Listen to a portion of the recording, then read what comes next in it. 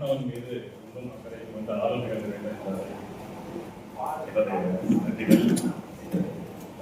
பின்னாடி பேசிட்டு இருக்கும்போது பேச முடியல. லோகநாதன் சொன்னார், மைக்கு கிடைச்சா நம்ம உணர்ச்சி வசப்பட்டு போயிடுவோம் அப்படின்ட்டு. உணர்ச்சி வசப்படுற அளவுக்கு என்னுடைய உடல்நிலை இல்லை.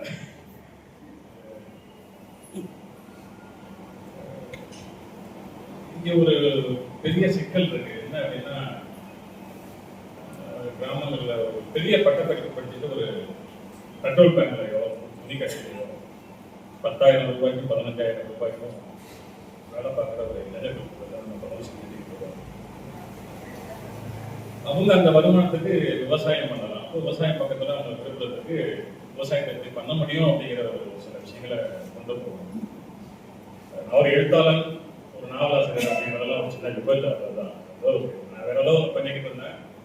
ஒரு சில விஷயங்கள் நீங்க எல்லாம் எழுதணும் நண்பர்கள் தொடர்ந்து பண்ணணும்னு சொன்னதுனால அதை எழுத ஆரம்பிச்சோம். இந்த நாவல் எழுத ஆரம்பிக்கும் பொழுது என்கிட்ட இருந்த விஷயங்களை 34,000 வார்த்தை ஒரு போட்டிக்காக எழுதுனது. இந்த விஷயத்த 34,000 வார்த்தைகள் எழுத முடியுமா அப்படிங்கிற ஒரு எண்ணத்தோட தான் எழுத ஆரம்பிச்சேன். கிட்டத்தட்ட ஒரு 30,000 வார்த்தைகள் எழுதி முடிக்கும் போது பார்த்தா என்கிட்ட இருந்த விஷயத்த ஒரு 30% தான் எழுத முடியல. அப்ப எனக்கு ஒரு நோக்கம் இருக்குல்ல, அந்த நாவல் என்ன விஷயங்களை பதிவு பண்ணணும் அப்படின்ட்டு. எதிர்மறையான விஷயங்கள் எதுவுமே இல்லை. அப்ப என்ன போட்டிக்காக எழுதுறதுனால எழுதியாச்சு. அப்போ மிச்சம் இருக்கிற விஷயங்களை இன்னொரு நாவலா எழுதணும் அப்படின்னு சொல்லிட்டு அதோட தொடர்ச்சியா அதில் உள்ள கதாபாத்திரங்களை கொண்டே போது அப்படின்னு ஒரு நாவல் எழுதினேன்.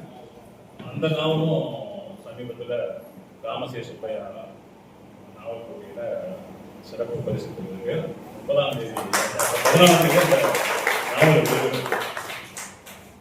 தமிழ் மனவாளன் வைத்த ஒரு சில குற்றச்சாட்டுகள் அந்த நாவல் பதிவு இருக்கு. ஏன் செல்லமுத்துவோட மனைவி ஒரு சில பெண் கேரக்டர் அதை வந்துகிட்டு வரல அப்படிங்கிற மாதிரி ஒரு கேள்வி வச்சாரு. அந்த நாவலில் அதை சொல்லியிருக்கேன். ஏன்னா அந்த நாவல் எழுதி முடிச்ச பிறகு நான் என்ன சொல்ல நினைச்சோன்னா என்னால் புதுசாக சொல்ல முடியல. அப்போ இங்க நிறைய விஷயங்கள் நம்ம என்ன எழுத வேண்டியிருக்கு. தொடர்ந்து எழுதுவோம். ஒரு 2 விஷயத்துக்கு முன்னாடி ஆற்காட்டில் நடந்த ஒரு அரசு திருவிழாவுக்கு நான் பாக்கிய தோழர்கள்லாம் போயிட்டு வரும்பொழுது பேசிட்டோம். இலக்கியம் சார்ந்து ஏதாவது கடமை தொடர்ந்து பங்காற்றணும் அப்படிங்கிற மாதிரி.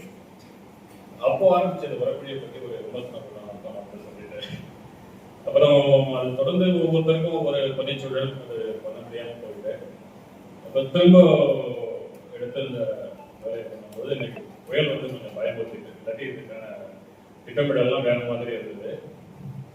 இருந்தாலும் கலை இலக்கியம் இது சார்ந்து நம்ம தொடர்ந்து பயணிக்கணும். எந்த ஒரு இடத்துல இருந்தாலும் கலை இலக்கியம் அதை அடுத்த கட்டத்துக்கு கொண்டு போறதுக்கு ஏதோ ஒரு வகையில பயன்படுது. அப்போ வடசென்னை சார்ந்து எல்லா விஷயங்களையும் முன்னெடுக்கக்கூடிய கடமை அறக்கட்டளை அவர்களை வேற ஒரு தளத்துக்கு கொண்டு வரதுக்கு கண்டிப்பா இது பயன்படும் அப்படிங்கிற ஒரு நம்பிக்கை இருக்கு. தொடர்ந்து பயணிப்போம். நிறைய விஷயங்கள் பேசலாம். இன்னும் நிறைய விஷயங்கள் பேச வேண்டியது இருக்கு. வேற ஒரு சந்தர்ப்பத்தில்